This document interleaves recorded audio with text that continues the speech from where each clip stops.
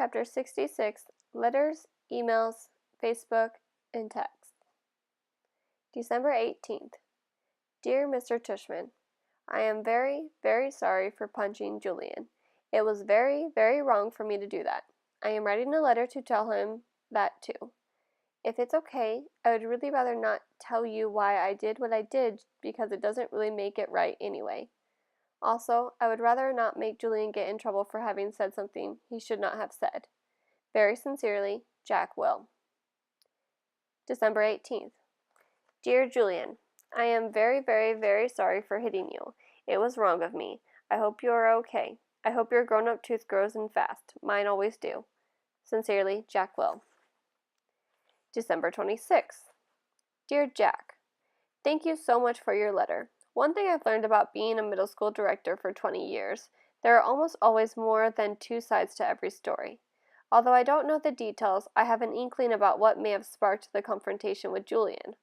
While nothing justifies striking another student, ever, I also know good friends are sometimes worth defending.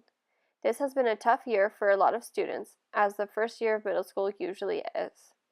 Keep up the good work and keep being the fine boy we all know you are. All the best, Lawrence Tushman, Middle School Director. Dear Mr. Tushman, I spoke with Amanda and John Will yesterday, and they expressed their regret at Jack's having punched our son Julian in the mouth. I am writing to let you know that my husband and I support your decision to allow Jack to return to Beecher Prep after a 2-day suspension. Although I think hitting a child would be valid grounds for expulsion in other schools, I agree such extreme measures aren't warranted here. We have known the Will family since our boys were in kindergarten and are confident that every measure will be taken to ensure this doesn't happen again. To that end, I wonder if Jack's unexpectedly violent behavior might have been a result of too much pressure being placed on this young shoulder. I'm speaking specifically of the new child with special needs who both Jack and Julian were asked to befriend. In retrospect, and having now seen the child in question at various school functions and in the class pictures, I think it may have been too much to ask of our children to be able to process all that. Certainly, when Julian mentioned he was having a hard time befriending the boy, we told him he was off the hook in that regard. We think the transition to middle school is hard enough without having to place greater burdens or hardships on these young, impressionable minds. I should also mention that, as a member of the school board, I was a little disturbed that more consideration was not given during this child's application process to the fact that Beecher Prep is not an inclusion school. There are many parents, myself included, who question the decision to let this child into our school at all. At the very least, I am somewhat troubled that this child was not held to the same stringent application standards, i.e., interview, that the rest of the incoming middle school students were. Best, Melissa Perper, Albans. Dear Mrs. Albans, thank you for your email outlining your concerns. Were I not convinced that Jack Will is extremely sorry for his actions, and were I not confident that he would not repeat those actions, rest assured that I would not be allowing him back at Beecher Prep. As for your other concerns regarding our new student August, please note that he does not have special needs. He is neither disabled, handicapped, nor developmentally delayed in any way, so there was no reason to assume anyone would take issue with his admittance to Beecher Prep, whether it is an inclusion school or not. In terms of the application process, the admissions director and I both felt it within our right to hold the interview off-site at August's home for reasons that are obvious. We felt that this slight break in protocol was warranted, but in no way prejudicial, in one way or another, to the application review. August is an extremely good student and has secured the friendship of some truly exceptional young people, including Jack Will. At the beginning of the school year, when I enlisted certain children to be a welcoming committee to August, I did so as a way of easing his transition into a school environment. I did not think asking these children to be especially kind to a new student would place any extra burdens or hardships on them. In fact, I think it would teach them a thing or two about empathy and friendship and loyalty. As it turns out, Jack Will didn't need to learn any of these virtues. He already had them in abundance. Thank you again for being in touch. Sincerely, Lawrence Tushman. Hi, Melissa. Thank you for being so understanding about this incident with Jack. He is, as you know, extremely sorry for his actions. I hope you do accept our offer to pay Julian's dental bills. We are very touched by your concern regarding Jack's friendship with August. Please know we have asked Jack if he felt any undue pressure about any of this, and the answer was a resolute no.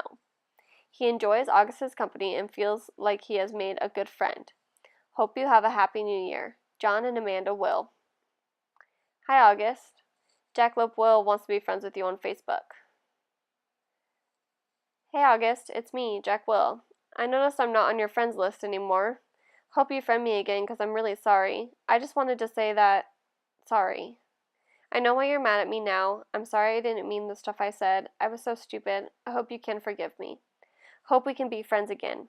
Jack. One new text message from August. Got your message. You know I'm mad at you now? Did Summer tell you? One new text message from Jack Will. She told me Bleeding Scream as a hint, but didn't get it at first, and I remember seeing Bleeding Scream in homeroom on Halloween. Didn't know that was you.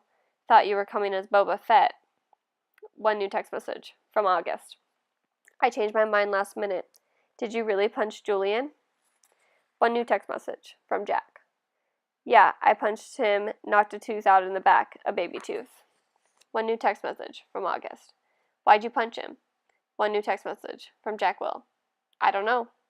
One new text message from August. Liar. I bet he said something about me, right? One new text message from Jack Will.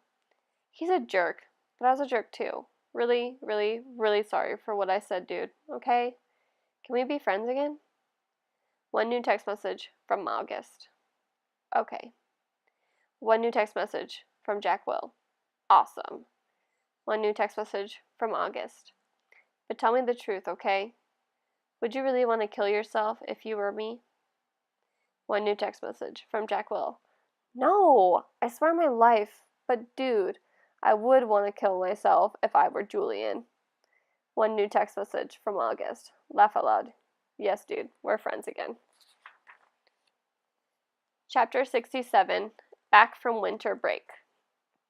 Despite what Mr. Tishman said, there was no clean slate when I went back to school in January. In fact, things were totally weird from the second I got to my locker in the morning. I'm next to Amos, who's always been a pretty straight-up kid, and I was like, yo, what up? And he basically just nodded a half hello and closed his locker door and left. I was like, okay, that was bizarre. And then I said, hey, what up? To Henry, who didn't even bother half smiling but just looked away. Okay, so something's up.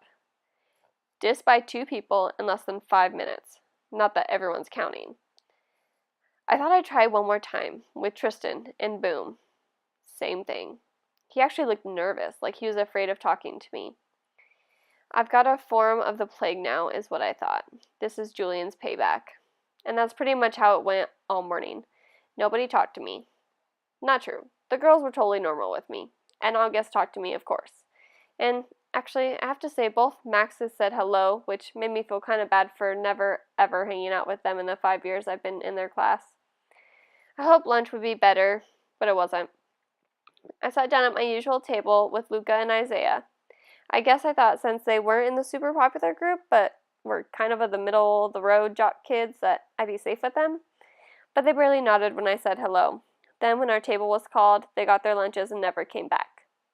I saw them find a table way over on the other end of the cafeteria. They weren't at Julian's table, but they were near him, like on the fringe of popularity. So anyway, I'd been ditched. I knew table switching was something that happened in the 5th grade, but I never thought it would happen to me. It felt really awful being at the table by myself. I felt like everyone was watching me. It also made me feel like I had no friends. I decided to skip lunch and go read in the library.